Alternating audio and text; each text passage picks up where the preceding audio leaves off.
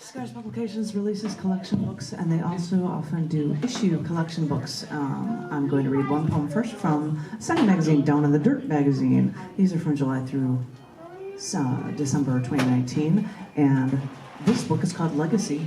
Legacy. I went to a Buddhist temple, saw this concrete book opening. Check out this cover. And it's just this open book thing at the bottom of the stairs, and I'm like, this is so incredibly cool.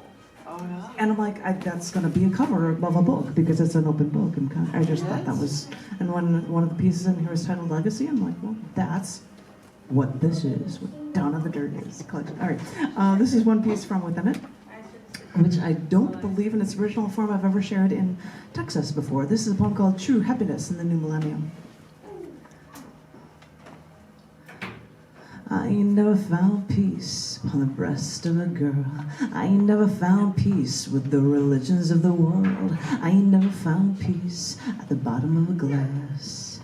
Sometimes it seems the more I ask for, the less I receive. Sometimes it seems the more I ask for, the less I receive. The only true freedom is freedom from the heart's desires. And the only true happiness this way lies. I'm here to usher in a whole new millennium. I'm here to usher in a whole new century. I'm the new savior of science, the savior of strength, the savior of survival of the fittest, survival of the best. And I'm here to tell you that we're starting anew. So fasten your seatbelts, hang on to your hats, place your seat trays in their upright and locked position, for it's a bumpy ride. And I'll tell you why. I'm here to usher in a whole new millennium, the millennium of reason and logic and strength, and I don't want to hear about your self-destruction. I don't want to hear about your whining, psychosis, your depression, suicide, alcohol, and drugs, and just what made you think that playing with needles and escapism would make things better somehow.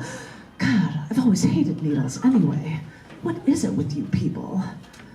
Well, you need a leader, and I'm stepping up to the plate. You keep asking for a big brother, and I'm here to set you straight. You want someone to wipe your noses for you? Well, pick up the tissue and do it yourself. Because when you give up your rights, you take away mine, and we're not having any of that. I'm here to usher in a whole new millennium, and you say to me that you need crystal meth so that you can stay awake through work. And you say to me that you don't need to drink, that you just like the taste. And you say to me that with all your escapism, you still don't feel any better. And you say that sometimes suicide is the only answer. Well, I'm here to usher in a whole new millennium. I'm here to usher in a whole new generation. So stop asking for things and start working for things, because X is for ecstasy as long as it's fast, and X is for extra, but there's always a cost. And ecstasy doesn't come without extra work, no matter how many corners you cut. And you know, X is for X-ray, and I see right through that. They say that Eve ate from the tree of knowledge, but you know, she shouldn't have stopped just there, because the loggers are raping the trees of knowledge. The loggers are raping the force of talent, the force of ability, the force of reason, of skill, of logic, perseverance, and life. We're letting them rape the forest of excellence, and you know it's now time to take it all back, because I'm here to usher in a whole new millennium, and I'm here to tell you how it's going to be done. You're looking for peace in all the wrong places. You're asking your leaders to save you from yourselves, but your leaders are losers, and they're worse off than you. I'm here to usher in a whole new millennium, where it's time to take charge and it's time to fess up. Only you can deliver you from your own sins, but first you must know what sin really is. It's time to make choices, and it's time to lay claim to everything that we've been blindly giving away, because I'm here to usher in a whole new millennium. Take charge of yourself, and I'll take charge of me. I'm my leader, not yours. So wipe your own noses. Take it in your own hands, people. Mold your own tools. This is the new millennium, and this is your chance, because no one should be showing us how to fail. People mastered that feat millennia ago. So set your own rules and do something fast, because it's time to take charge and it's time to be alive. I'm here to usher in a whole new millennium, and I'm waiting for you to usher in yours, because true happiness this way lies, my friends. And I won't wait long if you lag behind, because I'm setting my rules, so step out of my way. I'm here to tell you that there's a new sensation, and I'm here to tell you that there's a new salvation, and the only true happiness this way lies. And you said you wouldn't. If anybody needs to know, that was a quote from that was Matt Johnson. True happiness this way lies is the song, and it just seemed to fit really well if I'm going to be talking about that. I said that was from Down in the Durst collection book, Legacy. I'm going to read two poems that are from the cc&d collection book. That's the one that's magazine been running since 1993. You know, because we've got time, I might as well share this. The June 2017 issue, which the cover is done, is the 27-year anniversary issue. And that's the one magazine that I do anniversary issue stuff for.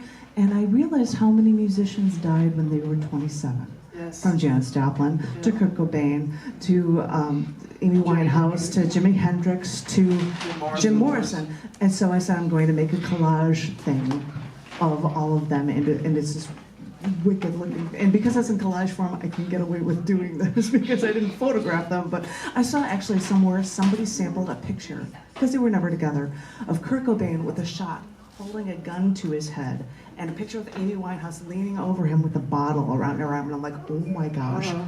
As demented as that is perfect for this cover, because it's talking about how, but then again, that was just a total aside, I'm sorry.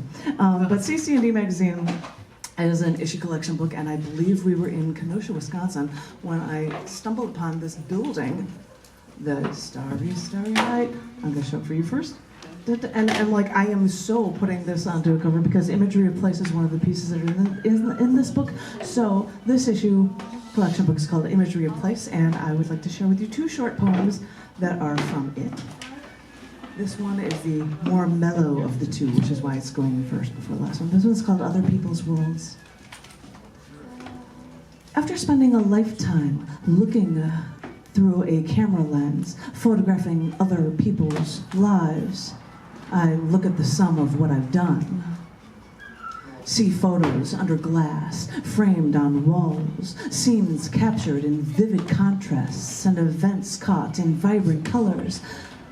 And then I look at the people. Most of them are gripping and grinning in their instamatic moments, but some are looking away. And it makes me wonder.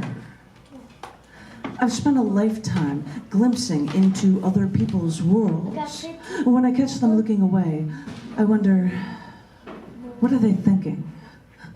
What worlds am I missing by putting this camera in front of my face, pointing, clicking, just so I could stare and wonder? And I think this is funny because if I have a short poem, I might have an Instagram photo. I'm going to show you before I show the group. Instagram photo. It's about finding a finial. I still have this stupid finial at night, which is what the poem is about. If I've got something particularly short, which nobody can see, but I'm showing it anyway. It's just a finial. It's just a little thing, and I said I've got to keep it, and I wrote this little poem about it. And I was like, I might as well have an Instagram photo to accompany it, I guess. So this last one, a short one, is called Opens the Way. I walked down the streets of my village once, and then stopped when I saw a doorknob in the dirt. I couldn't help but pick it up and keep it. And there was no lock, just this black doorbell and a doorknob and base.